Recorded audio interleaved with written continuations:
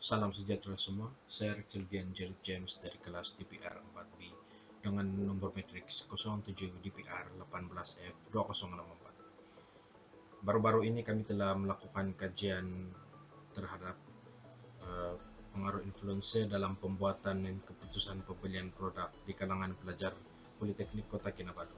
Tujuan kajian dijalankan ialah untuk melihat faktor-faktor pengaruh influencer di media sosial dalam pembuatan keputusan pembelian dan untuk melihat faktor penentu pembuatan keputusan pembelian sesuatu produk berdasarkan pengaruh influencer di media sosial.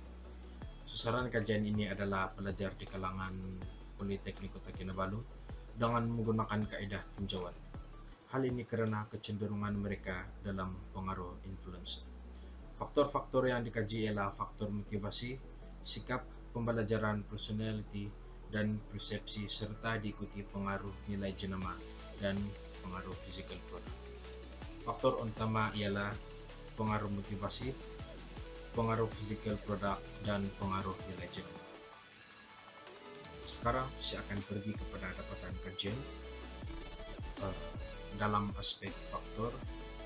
Motivasi mendapat peratusan sebanyak 42.6%, nilai jenama sebanyak 43.4%, dan harga atau promosi mendapat 46.7% responden.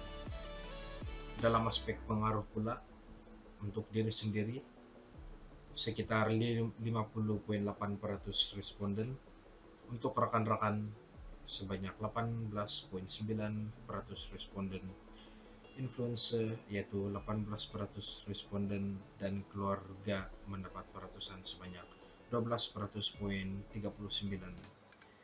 responden. Dan perbezaan responden yaitu lelaki dan perempuan. Lelaki mendapat 44.3%, manakala perempuan mendapat 55.7%. Platform sosial media digunakan untuk mempromosi atau menarik perhatian pengguna dan menaikkan penjualan sesuatu produk sejurus dengan perkembangan teknologi terkini. Pembelian produk atas talian mendapat tempat di Malaysia dengan adanya sokongan daripada pengguna influencer. Pelajar juga mudah untuk terpengaruh dengan pembelian barangan yang dipromosikan oleh influencer pujaan mereka daripada ejen-ejen yang sah atau membelinya secara bersumpah dan juga wang tunai. Dalam metodologi, terdiri daripada persampalan, reka bentuk kajian, prosedur kajian, instrumen, pengutipan kajian, dan analisis data. Persampalan adalah dari kalangan pelajar Politeknik Kota Kinabalu saja. Sebanyak 121 orang responden telah menjawab sampel soalan kajian yang diedarkan dalam reka bentuk kajian. Prosedur kajian adalah pengkaji memilih sampel mengikut jabatan atau program yang terdapat di Politeknik Kota Kinabalu. Pengutipan kajian ialah melalui Google Form dan diedarkan kepada setiap kumpulan WhatsApp Politeknik Kota Kinabalu dan diedarkan kepada kelas-kelas yang terlibat. Analisis data menggunakan Microsoft Word dan Statistical Package. Untuk skop, yang melibatkan pelajar Politeknik Kota Kinabalu dan sebanyak 121 orang responden yang terlibat dalam menjawab Google Forms.